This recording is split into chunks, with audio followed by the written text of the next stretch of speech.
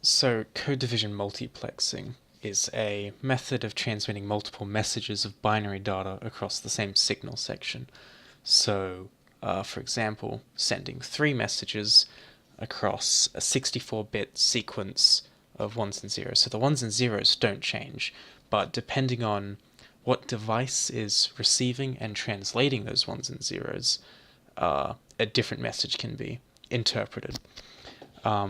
So typically it'll be a 64-bit sequence to be translated, but in this example we'll just use 8 bits. So how it works is each device is given a 8-bit or 64-bit, but it's given a unique code. So I'll create 3 devices, A, B, and C. First one is 10 10 10 0 0 10 10. Sorry.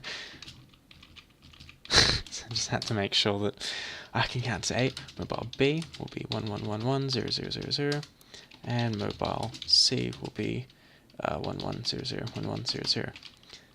So the way that you transmit, or a way that a device wants to transmit or receive a 1 will be just its code.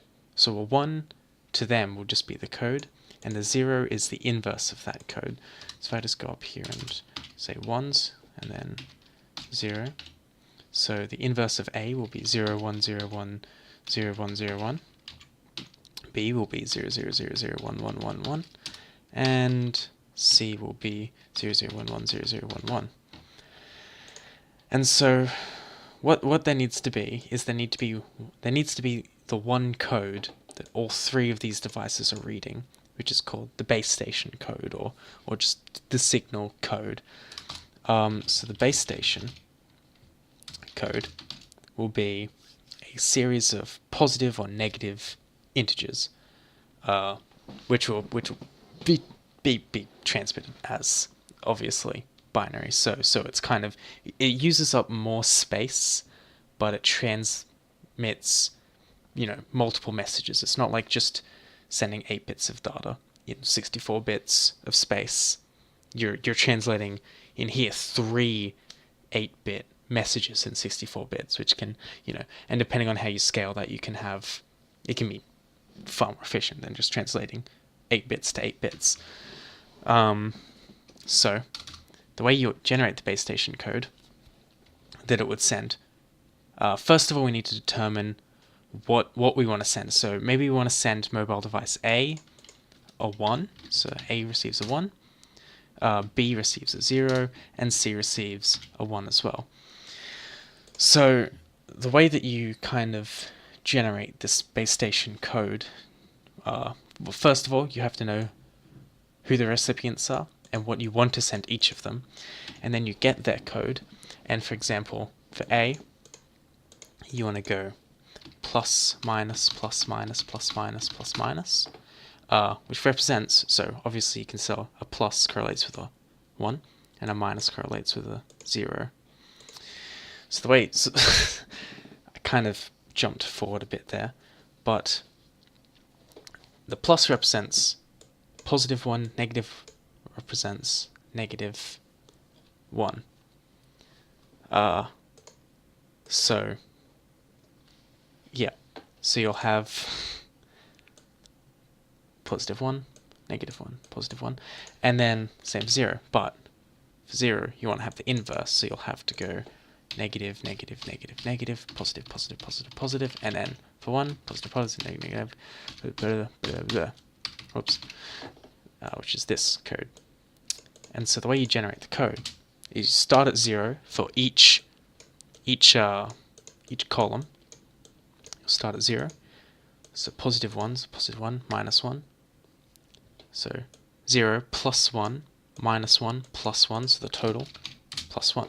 Same here, minus 1, 0, minus 1, minus 1, plus 1. So negative 1. Negative 1, negative 1, negative 1. Oh, sorry, I skipped 1. Positive 1, negative 1, negative 1, which is negative 1 again. Negative 1, negative 1, negative 1, which is negative 3. And then you want to have this one here. Sorry, I lose track of where I am in the row columns. Positive 1, positive 1, positive, positive 3. This one's negative 1, positive 1, which is positive 1. This one will be positive 1, and this one will be negative 1. So that's the base station code. So what happens there is the base station will send out this bit of information, or these bits of information, to each of these devices, and the device will translate it, and then get the data it wants. So this here, this code, is telling you that A receives a 1, B receives a 0, and C receives a 1. And so the way that mobile A will translate that is it'll get A product. And so what it'll do is it'll get the first bit multiplied by the first bit of the code, still remaining as positive 1, negative 1. So that's positive 1 times positive 1 here, and that still represents negative 1. So negative 1 times negative 1, which is also positive 1. So positive 1 times positive 1 is positive 1. Negative 1 times negative 1 is positive 1. Positive 1 times negative 1 is negative 1. Negative 1 times negative 3 is positive 3. And then positive 3 times positive 3. Sorry. Positive 1 times positive 3 is positive 3. Negative 1 times positive 1 is negative 1. Okay, what am I up to? Second last one. So positive 1 times positive 1 is positive 1, and then negative 1 times negative 1 is positive 1. You want to add the sum of A, or sum of the products, pardon me, will be positive 1. So it will be 3, 6, 7, 8, 9, 10, then minus 1, 2, so 8. And therefore, it's transmitting A1, because the sum will be near 8 if it's a 1. The sum will be near the length of kind of a section of data, the length of the code. So for example, everything here is in 8 bits, and if it was in 64 bits, we wouldn't have that whatsoever. We would have, a bunch here, 64 of those, representing code, and so you would have that going up to 64. Here we have it going up to 8. So therefore it transmits a 1 because it's 8. And then for zeros, it'll be near, transmits, yeah, I spelled that right. For a 0, it'll be approaching or near negative 8.